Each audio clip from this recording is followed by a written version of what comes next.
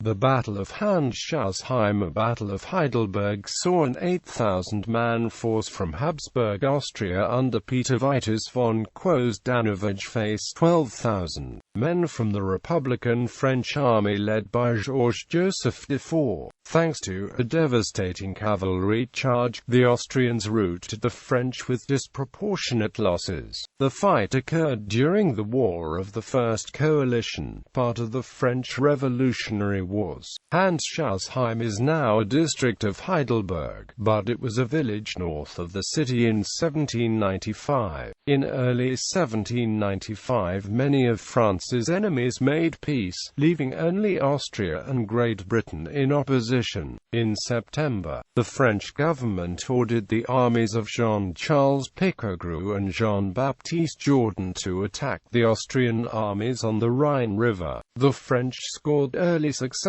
capturing two key cities and crossing the river in force. Picquegru sent 2 divisions to seize the Austrian supply base at Heidelberg, but his troops were bloodily repulsed at Handschuhsheim. Afterward, the Austrian commander François-Sébastien Charles-Joseph Dufour, Count of Clerfayt, turned on Jourdan's army, driving it back across the Rhine. The Austrians later won the battles of Mainz, Feldesheim and Mannheim, forcing the French armies back onto the west bank of the Rhine. Background: on the 19th of January 1795, the French army of General of Division Jean-Charles Picquegru seized Amsterdam, extinguished the Dutch Republic, and set up the satellite Batavian Republic. The armies of the First French Republic stood victorious on the west bank of the Rhine. The Kingdom of Prussia, intent on joining the Russian Empire in carving up the Polish-Lithuanian Commonwealth, desired to exit from the First Coalition. Not wishing to be swamped by thousands of unemployed soldiers at the peace, the French Directory drove a very hard bargain. Nevertheless, Prussia, the Electorate of Saxony, Landgraviate of Hesse-Kassel, Electorate of Hanover, and Kingdom of Spain chose to make peace with France. Only the United Kingdom and Habsburg Austria continued the struggle. The Directory relaxed price controls and soon the cost of food and clothing shot up. Bread riots broke out in Paris during April and May, and mobs invaded the National Convention. The Directory struck back. On the 22nd of May 1795, Picquegru led troops in putting down a revolt in the Faubourg Saint-Antoine. 9 of the arrested ringleaders killed themselves or were executed. On the 4th of November 1794, General of Division Jean-Baptiste Ber, with a corps of 35,605 Frenchmen, captured Maastricht from its Austro-Dutch garrison of approximately 8,000 troops. The French forces included the divisions of Generals of Division Jean-Baptiste Bernadotte, Joseph Leonard Richard, Guillaume Philibert Duhesme, and Louis Friand, in exchange for turning over the fortress with 344 artillery pieces and 31 colours. Prince Frederick of Hesse-Kassel and his soldiers were allowed to march away. French casualties in the siege numbered 300, while their enemies lost 500. Freed for more operations, Ber moved against Mainz, lacking the numbers of the heavy guns to place the fortress under regular siege. The French general contented himself with blockading the city starting on the 14th of December 1794. Another deterrent to more aggressive French action was the presence of an Austrian army under Feldseemeister François-Sébastien Charles-Joseph Dufour, Count of Clerfayt, and General Air Cavalry de Gobert Sigmund von der Wurmser on the east bank of the Rhine. Clerfayt was soon promoted Feld Marshal on the 22nd of April 1795. The futile blockade of the fortress of Mainz on the west bank dragged on through the summer. The Directory instructed Pichegru with the Army of Rhine-Moselle and General of Division Jean-Baptiste Jourdan with the Army of Sambre-et-Meuse to mount two converging thrusts across the Rhine. The plan called for Pichegru to attack anywhere between Mannheim and Strasbourg, while Jourdan crossed farther to the north near Düsseldorf. Jourdan struck across the Rhine in early September and advanced toward the county of Nassau using gun. Instead of crossing the Rhine farther south, Pichegru moved north until he was opposite enemy-held Mannheim. On the 20th of September 1795, Pichegru and 30,000 soldiers secured Mannheim without a shot being fired.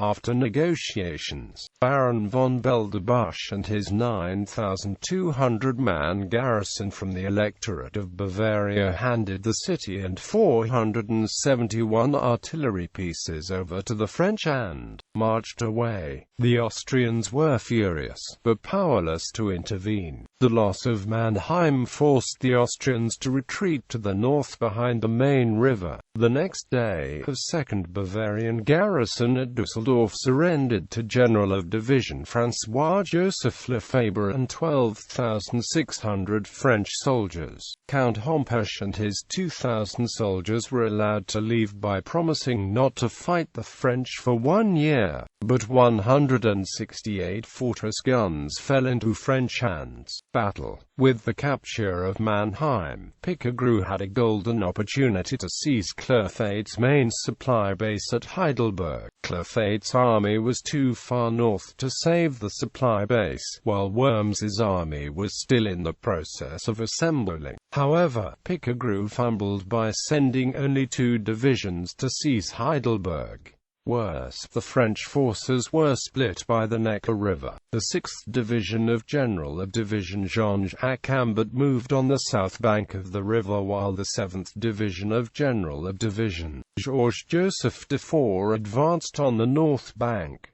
Dufour was in overall command of the 12,000 French soldiers. Generals of Brigade Louis-Joseph Cavour and Pierre Vidalot du Sirat led the brigades in Dufour's division, while General of Brigade Louis-Nicolas Davant and Adjutant General Bertrand headed brigades in Ambert's division. Other than the division and brigade commanders, the French order of battle is not known exactly. Feldmarschall Lieutenant Peter Vitus von Quosdanovich defended Heidelberg with approximately 8,000 Austrian troops. He posted the brigade of General Major Adam Barjelix von Bargehauser at Handschuhsheim on the north bank, the brigade of General Major Michael von Froelich on the south bank at Kirchheim, and the brigade of General Major Andreas Caracci farther south at Wiesloch. On the 23rd of September, the French were able to press back their adversaries, but Quosdanovich rapidly concentrated the bulk of his forces on the north bank against Dufour's isolated division. Quosdanovich's foot soldiers were made up of 2 battalions each of the Archduke Charles Infantry Regiment No. 3, Kaunitz Infantry Regiment No. 20, Wartensleben Infantry Regiment No. 28, and Slavonia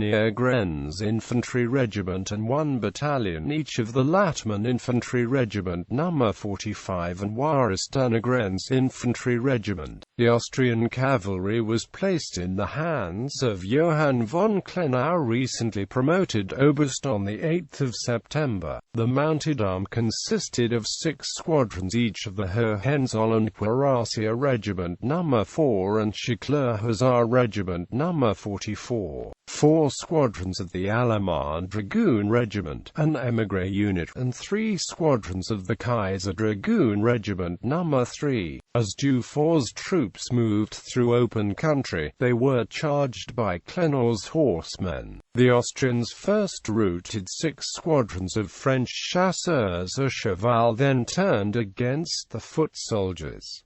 Dufour's division was cut to pieces. Numbers of French soldiers found and crossed a ford to the south bank where they joined Ambit's men. Dufour was wounded and captured, Ducerat was wounded, and at least 1,000 Frenchmen became casualties. The Austrians rounded up 500 prisoners and captured 8 guns and 9 artillery caissons. Austrian losses were much lower: 35 killed, 150 wounded, and 2 missing. Aftermath. Jourdan wished to concentrate the 2 French armies near Mannheim, but Pichegru refused to cooperate. While the 2 French commanders waited on fresh instructions from Paris, Jourdan surrounded Mainz and Pichegru used Mannheim as a base. Soon, Wurmser became strong enough to pin down Pichegru, allowing Clerfayt to launch an offensive against Jourdan. Moving around Jourdan's left flank, the Austrians placed the French in a difficult spot. After a repulse at the Battle of Hochst on 11 and 12 October 1795, Jourdan's army began retreating to the north. By the 20th, the army of Samba-Emus had recrossed to the west bank of the Rhine. Wurmser with 17,000 troops defeated Pichegru with 12,000 in the Battle of Mannheim on 18 October 1795. For the loss of 709 killed or wounded, and missing, the Austrians inflicted 1,500 casualties on the French. In addition, Wurmser's army captured 500 soldiers, 3 guns, and 1 colour. The Austrians overran the French camp outside Mannheim and placed the city under siege. On the 29th of October, Clerfayt mounted a surprise attack on the French lines near Mainz. In the Battle of Mainz, 27,000 Austrians defeated 33,000 French under General of Division François-Ignace Charles. The Austrians suffered 1,600 casualties while the French lost 4,800 killed, wounded, and missing, plus 138 guns and 494 wagons. Clerfayt then turned south to deal with the army of Rhine-Moselle, winning the Battle of Feddersheim on 10 November and other actions. The Austrians relentlessly drove Pichegru's army south down the west bank of the Rhine until Mannheim was completely isolated. On the 22nd of November, the siege of Mannheim ended when the 10,000-man French garrison surrendered to Wurmser's 25,000 Austrians. Pichegru's fidelity by this time was highly dubious.